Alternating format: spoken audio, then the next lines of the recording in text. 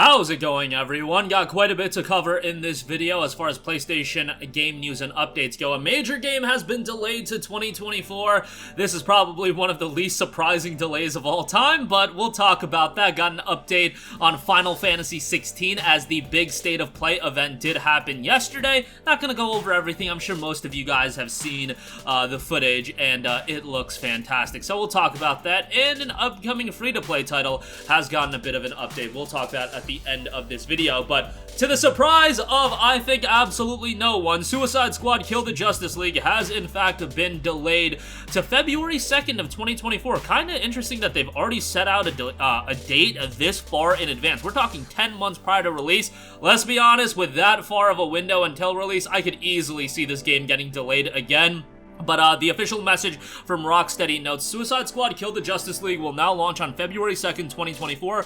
We made the tough but necessary decision to take the time we need to work on getting the game to be the best quality experience for players. Thank you to our amazing community for the continued support, patience, and understanding. There is much more to share in the months ahead, and we look forward to seeing you in Metropolis next year. Obviously, this is a PlayStation 5, Xbox Series, and PC next-gen only title, and it caught a little bit of fire based on the fact that the footage that we did see from that State of Play event looked kind of mid, let's be honest, and then also the talks of it being littered with microtransactions definitely didn't excite a lot of people. It's honestly kind of depressing to see how far Rocksteady has fallen off in terms of being one of those game studios that is just received incredibly well. Like, you remember in the early 2010s and mid-2010s, when Batman Arkham was at its height, Rocksteady was one of the most beloved studios on the planet because they took a genre or a thought of a superhero game and they actually made a high-quality one. Before Batman Arkham, there were a lot of superhero titles that were just very much not great, a lot of movie tie-in games and things of this nature that just weren't great, and then Batman Arkham came out and it just blew the doors off everything, and since then you've seen so many superhero games that have been rather good, and the thought of them working on a brand new title, you know, to some people, they would have preferred to see Rocksteady stick with Batman, but them working on a Suicide Squad title was at least interesting. But bear in mind, by the time this game comes out, it will have been almost a decade since Batman Arkham Knight was initially scheduled to be released. Remember, Arkham Knight was scheduled for a release all the way back in like fall of 2014. And then it got delayed into early 2015, so around 9 years since the release of Batman Arkham Knight is when Suicide Squad Kill the Justice League is ultimately gonna come out. That is absolutely astronomically insane to me, but, you know, sometimes it does take a while for these games to get off the ground, and this is a big budget project. Rocksteady's been working on it for a long time, and obviously things got halted when everything went to hell in 2020, but you know, this is still a game that I really feel like people are going to be cautiously optimistic for. Even now, at this point, I think a lot of people are going to side with pessimism when it comes to this game, especially seeing this deep of a delay, you know, a month prior to the game initially being scheduled to be released. This game was supposed to come out next month on the 26th, 1 month prior to the release of the game. You're delaying it for what, 9 months? That's absolutely insane. I think everybody was expecting this game to be delayed regardless. Nobody really, after a while, that May 26th release, I feel like nobody put any stock to it, but still, it was scheduled for that date, and now is only when we're hearing about the official delay. So this is just a sad situation because Rocksteady, again, had so much momentum after everything they did with Arkham that now it seems like they've really fallen off. And yes, can they recover when Suicide Squad Kill the Justice League ultimately releases? Absolutely, but they definitely are fighting an uphill battle at this stage of the game, so that's a bummer. Moving on from that, some more positive news. Final Fantasy 16 State of Play presentation did happen. I'm not going to go through all of the information. I'll leave a link to the PlayStation blog in the description box below. You guys can check out the video, which I would recommend if you have a modicum of interest in the game, outside of if you're one of those people that would like to remain in the dark with this game. That's how I felt with some of the upcoming releases.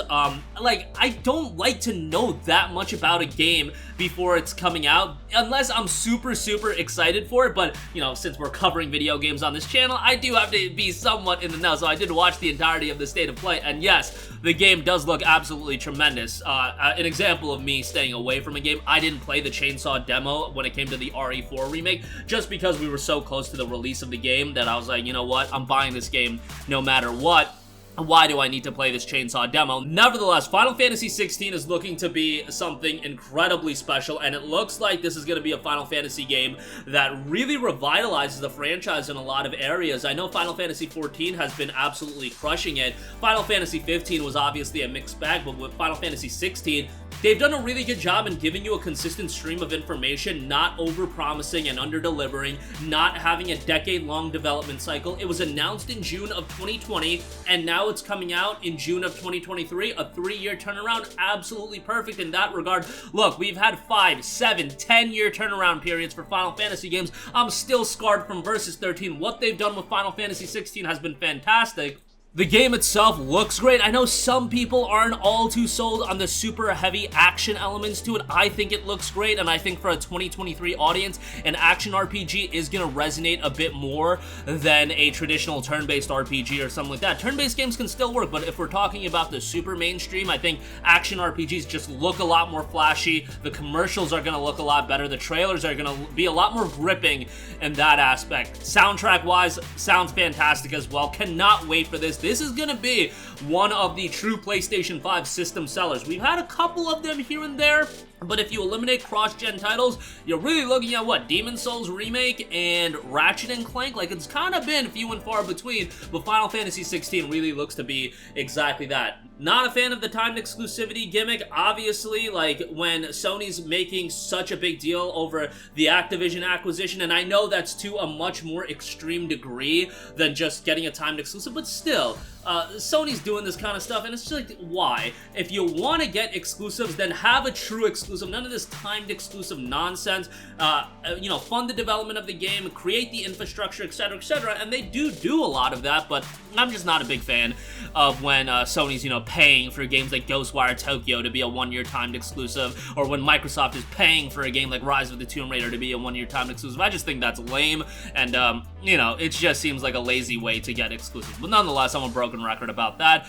Game looks fantastic. I can't wait for it. Lastly, one final thing to note, XDefiant, the upcoming Ubisoft free-to-play title, has gotten brand new trailers in the comeback and deep dive trailers.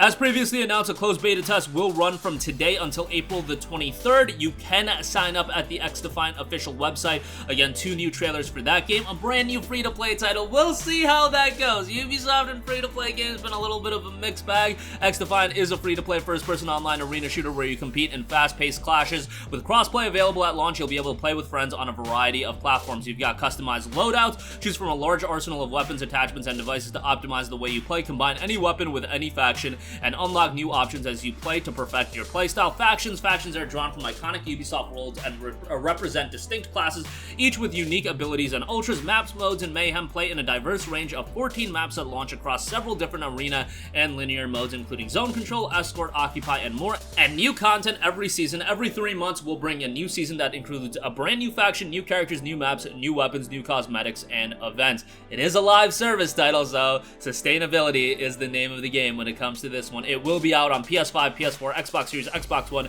PC, and in fact, Amazon Luna, hopefully later this year. But that is going to do it for me. Again, the least surprising delay of the year, Suicide Squad Kill the Justice League, has been delayed to February 2nd of 2024. Final Fantasy 16 State of Play has dropped. Game looks fantastic. And XDefiant Comeback and Deep Dive trailers have dropped. A closed beta is running right now. Registrations are open. That's going to do it for me. Sound off with all of your thoughts in the comments section down below. Thank you for watching, and goodbye. Hey guys, we hope you enjoyed the video, and if you did, make sure to hit the subscribe button, and if you're already subscribed, do us a favor and hit the bell icon. This way you'll be notified whenever we post a new video. That's the best way to keep up with all of our uploads, and we usually try to upload 2 videos a day. And with the bell icon hit, you'll be notified whenever we do upload a video. As always, thanks for watching.